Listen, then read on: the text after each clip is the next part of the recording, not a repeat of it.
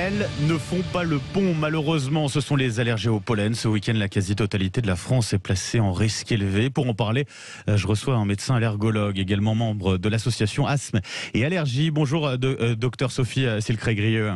Bonjour. Merci d'être avec nous ce matin sur Sud Radio. Actuellement, alors, seules les Landes et les Pyrénées-Atlantiques, les petits chanceux, sont classés en risque moyen. Pour les autres départements, le risque est maximal. C'est une situation normale à cette période de l'année, docteur ?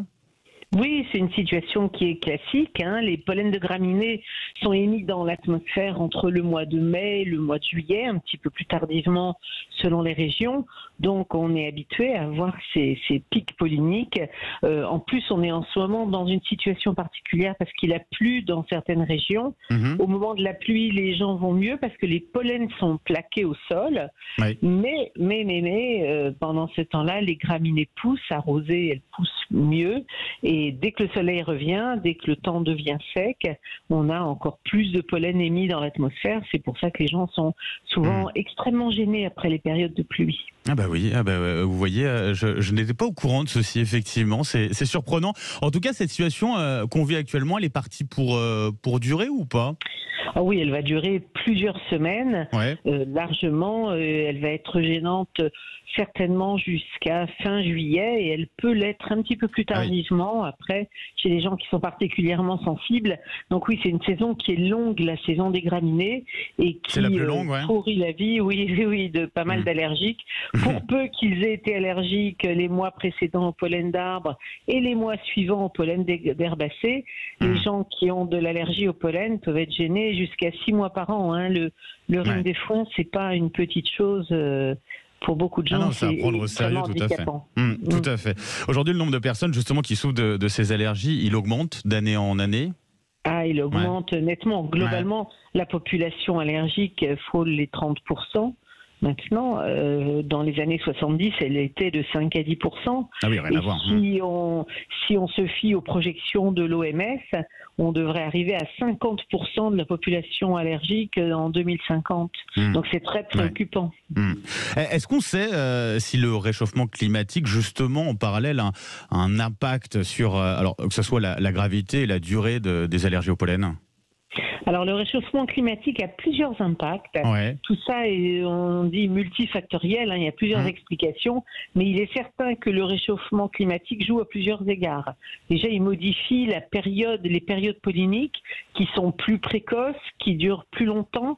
Il modifie les espèces végétales des régions qui évoluent et on voit apparaître des espèces allergisantes dans des régions où elles n'existaient pas encore, un petit peu comme si les végétaux du sud montaient vers le nord. Donc on a une modification certaine. Par ailleurs, les polluants jouent un rôle aggravant certain en irritant les voies respiratoires et en modifiant la composition des pollens. Donc tout ça a évidemment un rôle qui est complexe, qui n'est pas unique, mais la corrélation est évidente.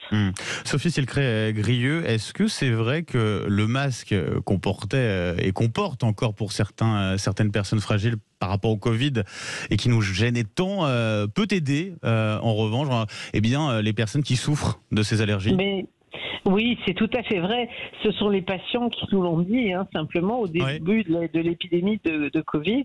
Les patients nous disaient ça va mieux au début parce qu'ils étaient enfermés pendant la période de confinement et quand on a pu sortir avec les masques, les gens ont remarqué qu'ils allaient mieux avec le masque, ce qui est logique.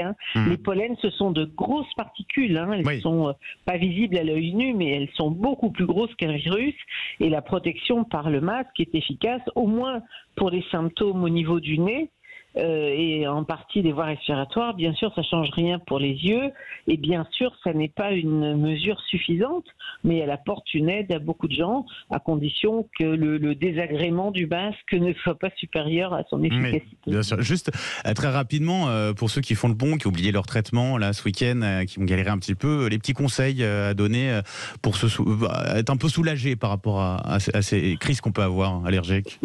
Le plus efficace, c'est quand même de trouver une pharmacie, d'aller s'acheter des antihistaminiques. Les antihistaminiques, bien sûr. Voilà, certains sont en vente libre. Se rincer le visage pour éliminer le pollen qui est pris dans les cils, les sourcils, le visage, les cheveux. Utiliser du sérum Phi pour rincer le nez et les yeux. Là aussi, éliminer une partie des allergènes. Éviter de faire du sport en pleine nature. Voilà, porter son masque, ce sont les petites choses qu'on peut faire.